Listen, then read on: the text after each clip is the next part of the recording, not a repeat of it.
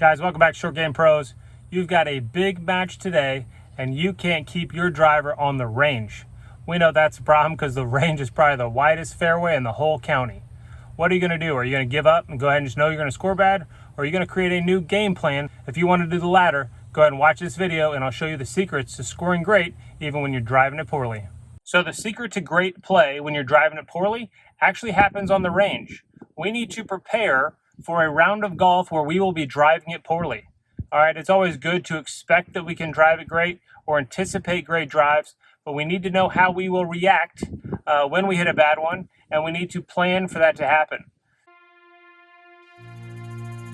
So the first thing with the drivers, we're going to eliminate all of our swing thoughts. So many things are popping into our head, whether it's stuff the guys next to us are telling you right now, or if it's something you learned in the shop, or maybe even something you heard from your pro 2 to 3 years ago to fix a similar problem. We got to eliminate all that stuff, and we can only think about our tempo and our target. If you have an orange whip, go ahead and grab one of those. Take a couple swings. That'll help you get back into the sequence of things, and then think about your target. If you're thinking about anything but your target, like maybe the water or the out of bounds, you're mostly going to hit it there. Go ahead and just focus in on your target, and that'll at least concentrate your thoughts on a positive. So tempo and target will be the only swing thoughts today. Next thing we're going to do is we're going to start hitting recovery shots. If we think we're driving it bad, there's a good chance that we're going to need to hit our recovery shots. So we're going to go ahead and work on some stingers. We're going to work on some punch shots. We're going to work on some low draws. We're going to work on some high draws. We're going to hit some low cuts. We're going to hit some high cuts. You know, there's no reason to sit out here in the range and try to hit perfect shots after a perfect shot when it's most likely you won't be playing from the fairway a lot. If some of these recovery shots look confusing to you or you're not sure how to execute them, go ahead and comment below and I can go ahead and create some videos on how to hit these recovery shots. The next thing we want to look at is if you have to chip out or pitch out, which is a reality, you know, what distances or yardages do you want to pitch out to? So we're going to have you pick 2 yardages. All right, you're going to have 1 yardage inside 100 yards, and you're going to have 1 yardage outside 100 yards.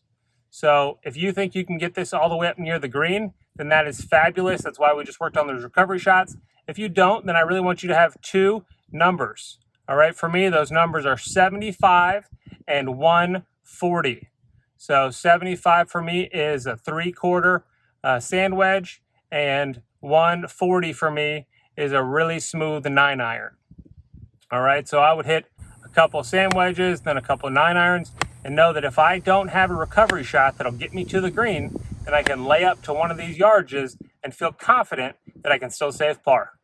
We're about halfway through our countdown today. Go ahead and take this second to hit that subscribe button, click the bell so you don't miss any of our weekly content. Now we're going to look at par 3s. All right, we've got 4 or 5 holes, of course, that we don't need to hit our driver on. So let's go ahead and be great on those 4 or 5 holes. Let's look at the scorecard. Let's circle our yardages on those 4 or 5 holes. And let's just hit 1 or 2 shots each on the range to those yardages so you can feel confident when you get to the par 3s that you've already made that swing this morning and you're ready to attack that flag, or at a minimum, attack the middle of the green and make a par. As you're walking off the range, you're going to go ahead and stop at the putting green on your way to your first tee. Last thing we want to do is compound our bad driving with a bad putting day, as we know that will send your score through the roof.